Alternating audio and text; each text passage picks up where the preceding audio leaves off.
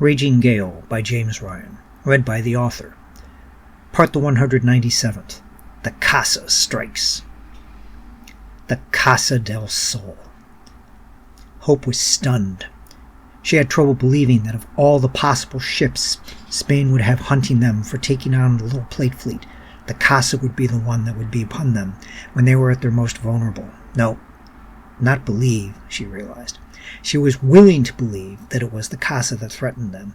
She just wasn't willing to accept that of all the galleons in the New World, this would be the one at whose hands they would meet their end. She turned to her crew for some recognition that they shared her beliefs, that they also saw this as unacceptable.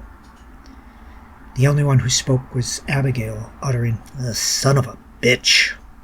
At that, Hope noticed a shift of the wind, blowing now from the east-northeast. The gale was trimmed well to keep up her speed, and her trim needed little adjustment to stay at full sail. The Casa, however, seemed to ride higher, with the new head of wind, her extra jibs filling up as she turned to starboard with what seemed deft agility. "I didn't know she could turn like that," Hope said aloud. "Until today she couldn't," Abigail. "Where's my spyglass?"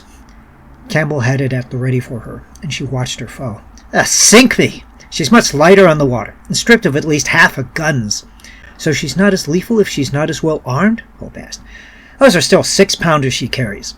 He still has more guns than we do, and if the Calera has half his wits about him, he could still be a threat with even fewer pieces." "So how can we beat him, then?" "If there is a way," Abigail muttered before she commanded.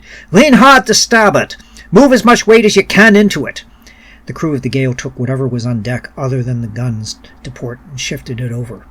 Abigail's command was relayed below, and from the hatch came the sound of shifting cargo. Abigail strained into the tiller, putting her whole being into it to get the ship to turn. Hope couldn't tell if the cries she gave were like those of a woman using the cat of nine tails or under it. The Gale made slight progress in her turn, but the Casa made her maneuver faster while closing on her prey. Within moments of Abigail's command, she was passing astern of the Gale, her port board on line with the starboard stern corner of the ship. At a distance nearly twice as great as any at which the Gale even engaged a target, Hope saw puffs of smoke emerge from the Casa, followed 2 seconds later by the report of far-off discharges. Right after that, her shots found their marks, shearing both topmasts.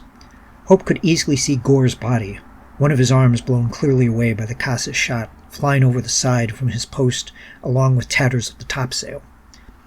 The curses Hope heard Abigail say at that were now louder and coarser. Thank you for taking this moment with me. If you want to keep up with new chapters as they get posted, please subscribe to the channel and click the bell icon for notifications for when pieces go up.